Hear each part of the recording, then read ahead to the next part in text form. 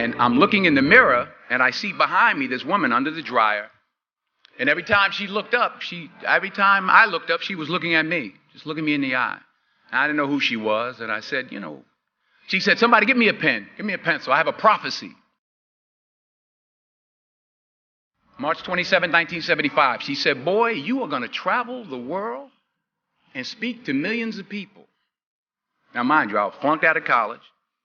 I'm thinking about joining the army. I didn't know what I was going to do, and she's telling me I'm going to travel the world and speak to millions of people. In fact, like a wise, I'm thinking to myself, maybe she's got something in that crystal ball about me getting back into school next fall. But maybe she was on to something, because later that summer, while working as a counselor at a YMCA camp in Connecticut, we put on a talent show for the campers. And after the show, another counselor came up to me and asked, have you ever thought about acting? You're good at that. So when I got back to Fordham that fall, I got in, I changed my major once again for the last time. And in the years that followed, just as that woman prophesied, I have traveled the world, and I have spoken to millions of people through my movies. Millions who up till this day couldn't see me, who up till this day I couldn't see while I was talking to them, and they couldn't see me. They could only see the movie. They couldn't see the real me. But I see you today, and I'm encouraged by what I see. And I'm strengthened by what I see. And I love what I see. But that's not the most important thing, the success that I had. The most important thing is that what she taught me and what she told me that day has stayed with me since. I've been protected. I've been directed.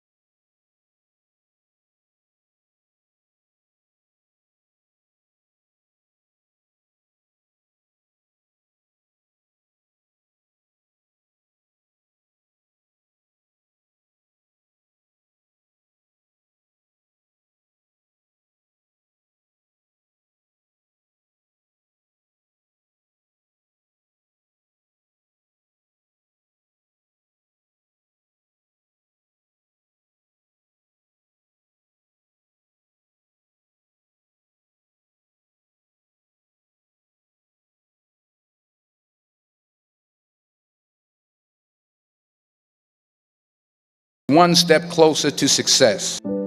Fail big. That's right. Fail big. Today is the beginning of the rest of your life, and it can be very frightening. It's a new world out there. It's a mean world out there, and you only live once.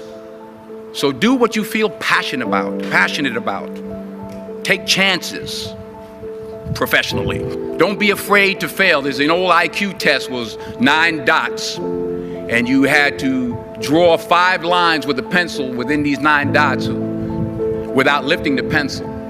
The only way to do it was to go outside the box. So don't be afraid to go outside the box. Don't be afraid to think outside the box. Don't be afraid to fail big. You will fail at some point in your life. Accept it. You will lose. You will embarrass yourself. You will suck at something.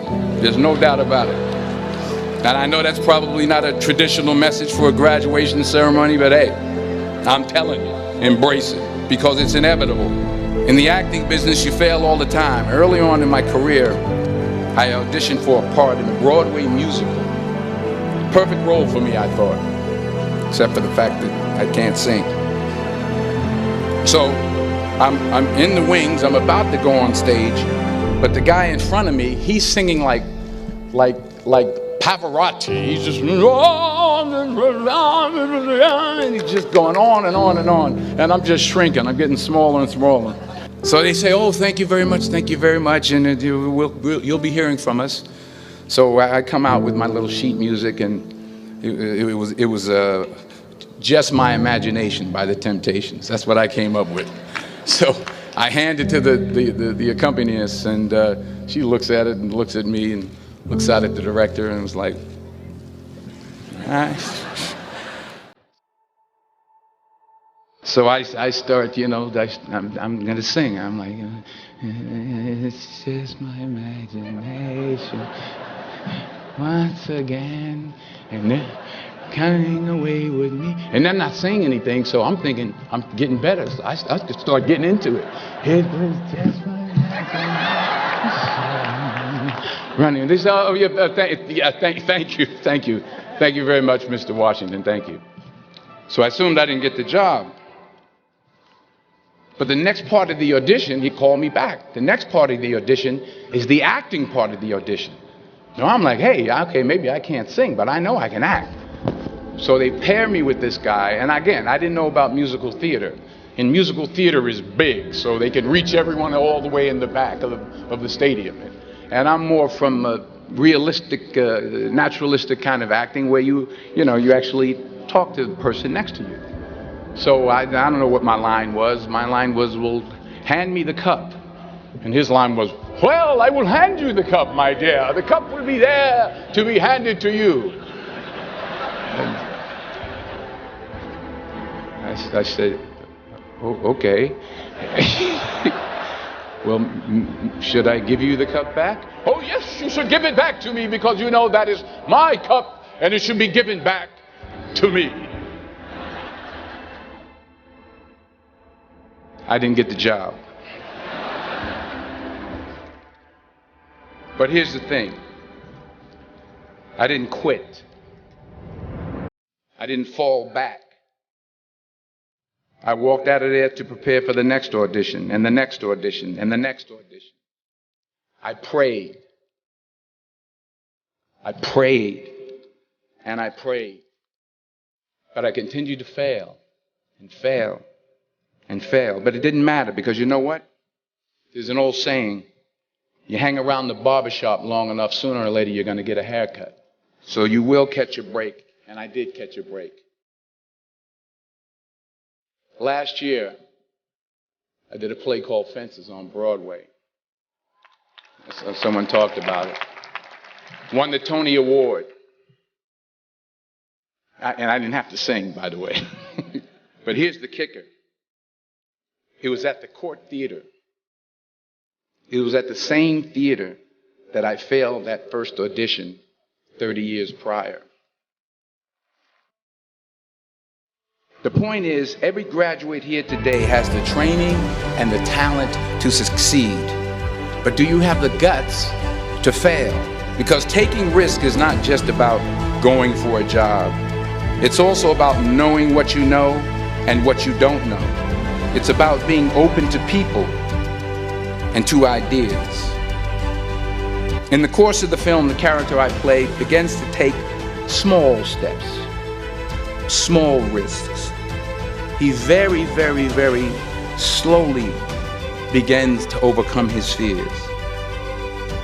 And I feel ultimately his heart becomes flooded with love. And I can't think of a better message as we send you off today. To not only take risks, but to be open to life, to accept new views, and to be open to new opinions, to be willing to speak at a commencement at one of the best universities in the country, even though you're scared stiff. While it may be frightening, it will also be rewarding, because the chances you take, the people you meet, the people you love, the faith that you have, that's what's going to define you. If you don't fail, you're not even trying. I'll say it again. If you don't fail, you're not even trying. My wife told me this great expression. To get something you never had, you have to do something you never did. Les Brown's a motivational speaker. He made an analogy about this. He says, imagine you're on your deathbed, and standing around your deathbed are the ghosts representing your unfulfilled potential. The ghost of the ideas you never acted on. The ghost of the talents you didn't use. And they're standing around your bed, angry, disappointed, and upset. They say, we came to you because you could have brought us to life, they say. And now we have to go to the grave together. So I ask you today, how many ghosts are going to be around your bed when your time comes? You've invested a lot in your education, and people have invested in you. And let me tell you, the world needs your talents, man, does it ever. I just got back from Africa like 2 days ago, so if I'm rambling on, it's because I'm jet lagged. I just got back from South Africa. It's a beautiful country, but there are places there with terrible poverty that need help.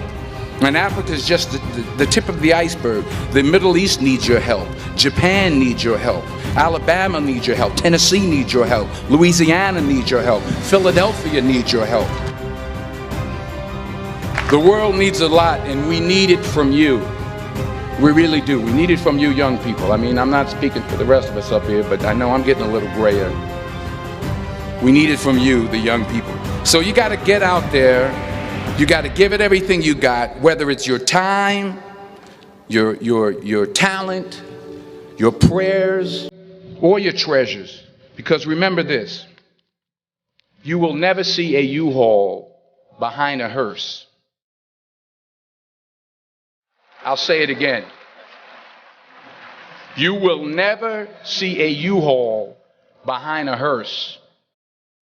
You can't take it with you. What are you going to do with what you have? I'm not talking about how much you have.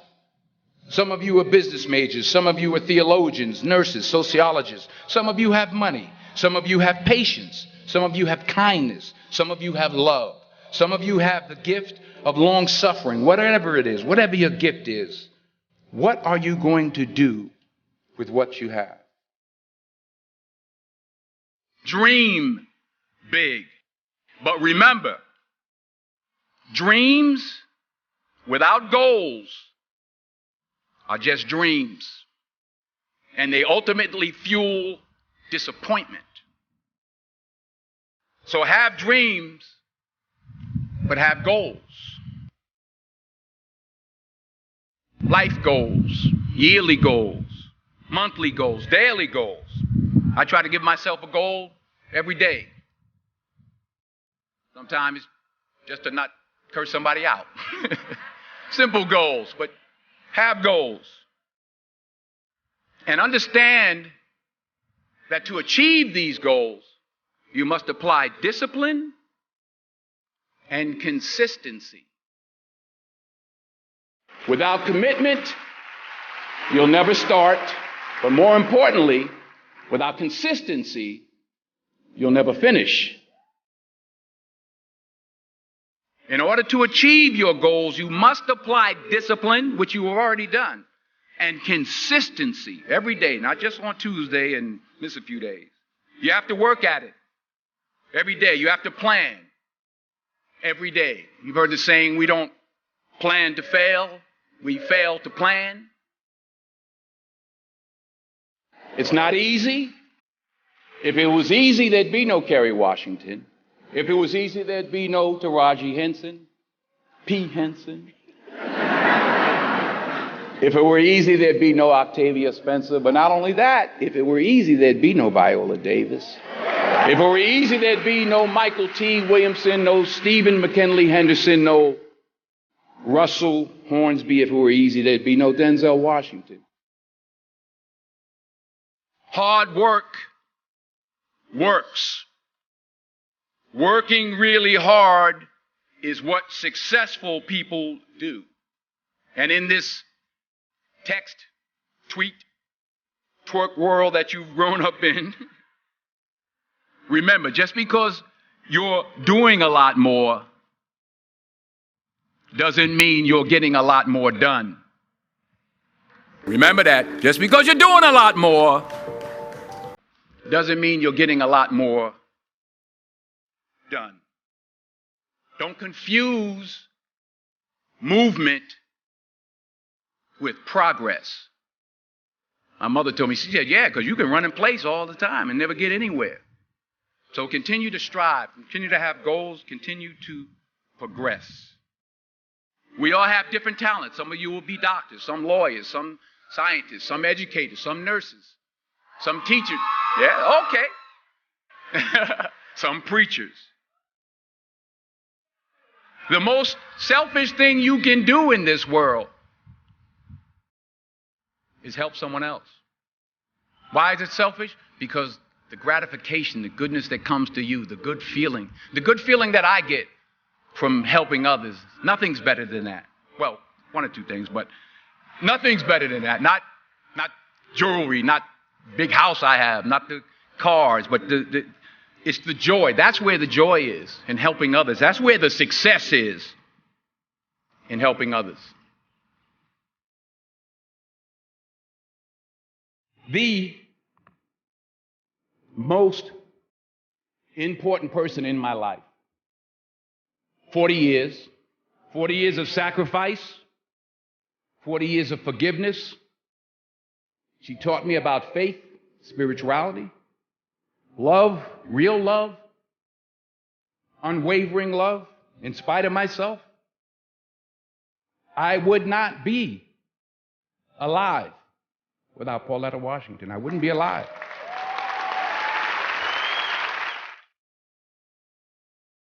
Small minds discuss other people, gossip. Good minds discuss events. Great minds discuss ideas. In this Twitter tweet, meme, mean world that we've created for our children, the least we can do is consider and think about the young people, the future, and individually, collectively do the best we can to try and turn this thing around. I blame no one. I look in the mirror. On the other side of it, what an opportunity we have, because tomorrow's the first day of the rest of our lives. So what an opportunity we have. As I said, I'm a positive person. I think that you have to take what you're given and do something with it. You know, the easiest thing to do is complain about it and give in to that. But I try to turn that into something positive, and so far it's worked for me. What do you think the biggest difference between doing a play and doing, I mean, it's a cliched question, but I'd be interested to know your answer. I think a part of what Viola just said is that you get to dig deeper and you get another day. Right. And you get the energy. Mm-hmm. You do a movie and it's 200 people that are used to it and they don't care, and everybody's doing their job, and it comes in a theater somewhere and you're picking your nose at home somewhere, clipping your nails. There's no energy. Right. When I was on Broadway 5 years ago with Julius Caesar, I made a decision to sign autographs every night. I don't know what I did. Yeah, it ain't happening this time, no. Only as I rub my knees, only because my knees are bad, it's hard for me to stand. But. And why did you decide to do that? Well, I wanted to say thank you. It was my way of saying thank you. And the first night, it was like 5,000 people out there. I said, okay, wait a minute. Everybody who has playbills from our show. So, yeah, because it was like people were just wandering up the block. I was like, wait a minute. I forgot I'm on, 42nd Street, Times Square. I was like, wait a minute. But honestly, you were signing for weeks. The energy, and I was out there an hour and a half every night, every show. But the energy you got back, the stories, the 5 little old ladies who just drove in from Detroit.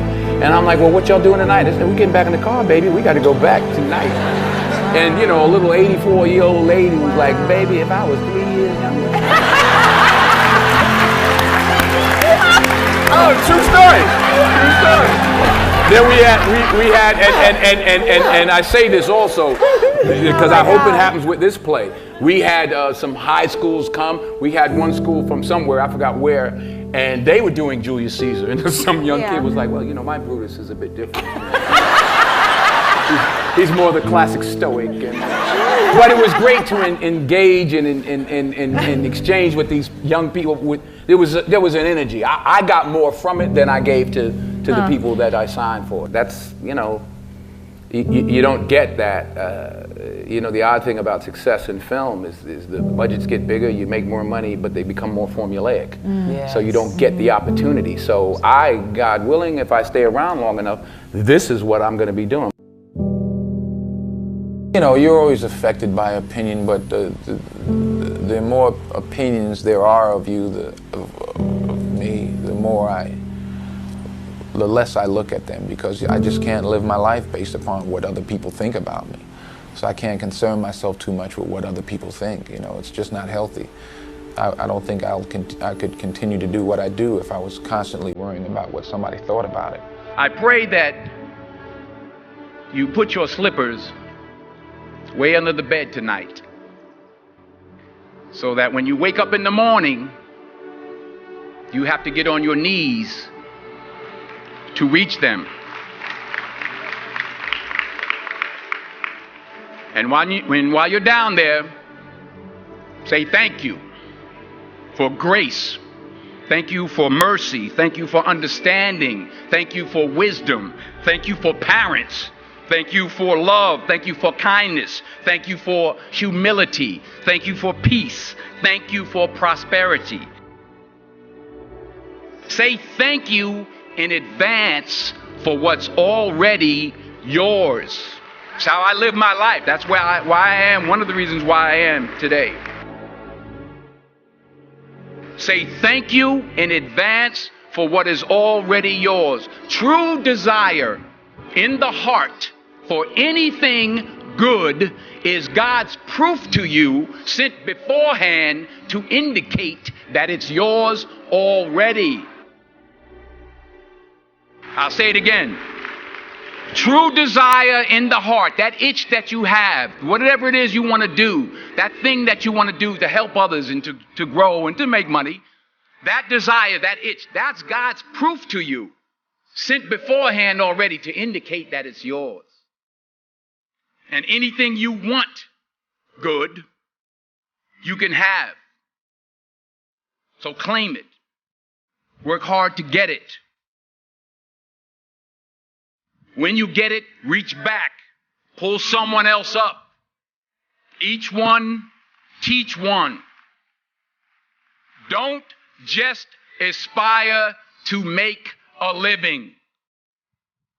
Aspire to make a difference. So, keep working, keep striving, never give up, fall down 7 times, get up 8. Ease is a greater threat to progress than hardship. Ease is a greater threat to progress than hardship. So, keep moving, keep growing, keep learning. See you at work.